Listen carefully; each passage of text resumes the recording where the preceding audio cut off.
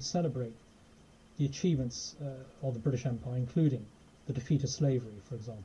And we have this conversation about whether slavery should be taught in schools and so on. And my answer to that is yes.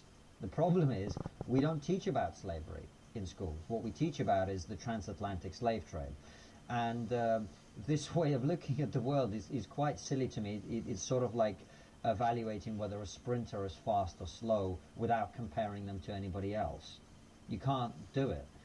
You have to understand what was happening everywhere else at the same time. And I talk about my own family history of being slaves in Russia. I talk about what was happening in my country, what was happening in Africa when the evil Western colonialists arrived. And by the way, the transatlantic slave trade was absolutely evil by the standards of the modern day.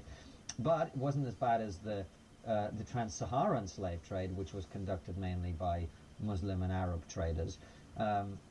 Didn't last as long, didn't take as many lives, didn't have such a high death rate, and slavery was continually practiced around the world much later, and only ended, by the way, thanks to the Western colonial powers putting a lot of effort and a lot of money into it. Does that excuse the transatlantic slave trade? Of course not.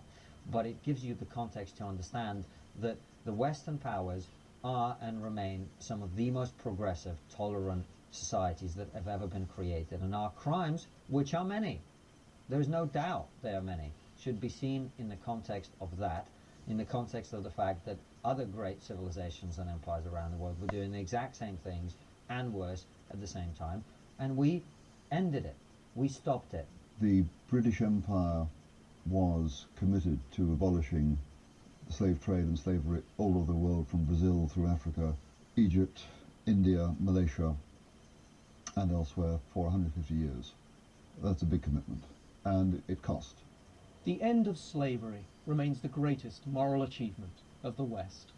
It was a popular movement driven by individuals like William Wilberforce, but it only succeeded with the wealth and military backing of the British Empire.